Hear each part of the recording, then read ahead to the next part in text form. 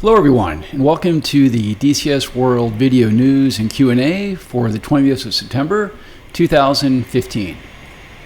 In today's video, I'm going to practice using unguided rockets and bombs in the L-39 over the NTTR map. Now for the first half of the video, I'm going to be practicing unguided rockets on a little section of the terrain between Dreamland and Yucca Flats. And then in the second part, I'm going to give my very best effort of trying to hit something with bombs on the western extreme of the red flag range, which I don't think you guys have seen before, and I think you will be interested to see what we have out there. Now when using unguided rockets, I'm going to first set up my weapons control panel and then also take off the safety from the weapon release trigger. Now for my tacks, I'm going to use a 20-degree dive, so I'm going to set the sight at 2.3 and the base at about 15 or so.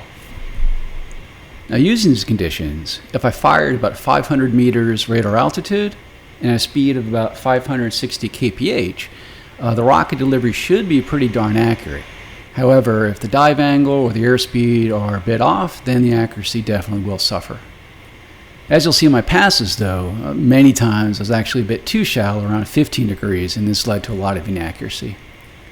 Now later on, I'm going to move on to some bombing practice, and in that case, I'm going to set the sight to around 10 with a base still around 15 or so. And in this case, I want to have my speed actually a bit lower, ideally around probably about 350 or so, and a release altitude a bit higher at about 800 meters. And as you'll see in the first pass, actually did pretty good, although my speed was definitely too high. But the second pass was pretty ugly, and I think a lot of that was due to the asymmetric loading on the wing, and that led to the nose kind of being all over the place. And that's my story, and I'm sticking to it. So that's a summary of what you're going to be seeing in the video. So we'll move on now to the DCS World news. Now the two big news items, of course, are the pre-purchases for both the Nevada Test and Training Range map, as well as the M2000C by Razbam. So let's first talk a little bit about the NTTR release. If you take part in the pre-purchase, we actually have a couple nice benefits for you. The first is, if you pre-purchase between now and October 1st of this year, you'll actually get 2 free red flag campaigns, one for the F-15C and one for the A-10C.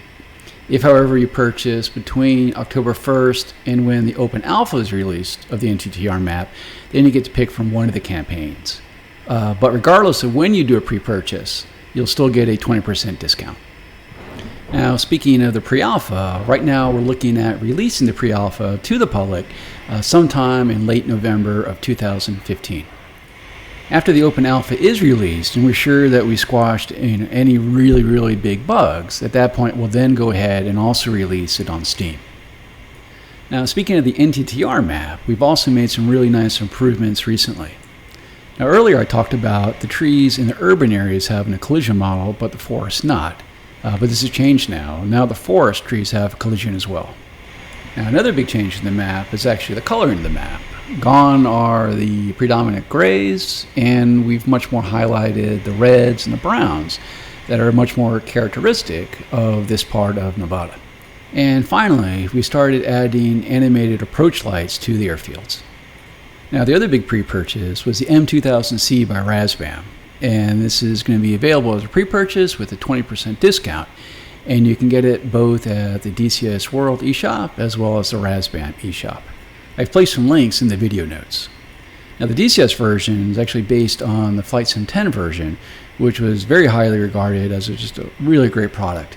And the DCS version will have a high fidelity external flight model, full cockpit systems modeling, and be in the same level as the A-10C and many of the other high level DCS products.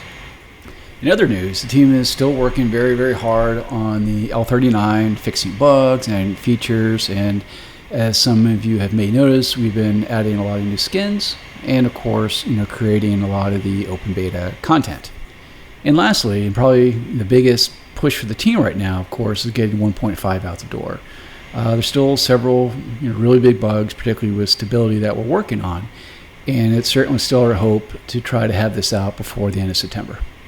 So that's the DCS World News for today, and now we'll move on to the Q&A section, in which we're going to focus on the L39. The first question is, will there be a full-size manual at the release of the L39? Right now the manual is definitely very far along, but not complete. However, I think there's still a pretty good chance we'll have the full manual out at open beta release, if not too far after that. The second question is, are there any features to be left disabled or incomplete during the initial beta state, or are there any estimates of how long the L39 will be in beta? Probably the big three items I really don't foresee making in time for the open beta. One will be the ZA version. Second will be the cooperative multiplayer, and third, probably the overheating model for the engine. As for how long it will be in beta, well, it's really not an exact science. It really comes down to how fast we can identify and fix those bugs. And when we fix those bugs, it will be out of beta at that point. The third question is, will there be an anti-icing system for the L39? I believe it's actually working right now. I think the bigger question, which will probably come later, is more visual indications of icing. Number 4, will there be an English cockpit? Actually, there is right now. We have both a Russian and English options for the cockpit. Number 5 is, will there be an engine overheating model? Absolutely. As mentioned earlier, it is one of those items, though, that probably will not make it into the open beta, but it's something we definitely have planned for the final product. Next, is there going to be interactive training missions for the L39? Absolutely. In fact, that was a big reason for some of the new AI systems that we're developing right now. But rather than have a separate campaign and training missions, we're going to have essentially what we call a training campaign. The nenext question is, given the L39 is a jet trainer, will the module trim acrobatic maneuvers such as hammerhead, split S, and tail slide? Yeah, that's the plan. And again, another big reason that we're developing this brand new AI system to give players examples of what they actually should be doing to make those maneuvers happen. The next question is, will L39C have a gun sight on release? Well, if you're watching the video, I think that answers your question right there. The next question is, what weapons will be compatible with the L39 upon public release? So it will have the R-35 air-to-air missile. It will have bombs like the Fab 100, P-50T, and the Illumination SAB 100. For rockets, it will have the S5KO, as well as a couple different fuel tanks, and of course, smoke pods. And the last question, not specifically an L39 question, but ask if a paint kit will be available upon the L39 release. And right now, we really don't have any plans to make a paint kit. We feel there's software off the shelf right now that can do a job 1,000 times better than we ever could, and there's really no need to reinvent the wheel there. And with that, this wraps up the news and Q&A for today's video. And I'll continue doing some bombing and rocket runs, and I will see you next time.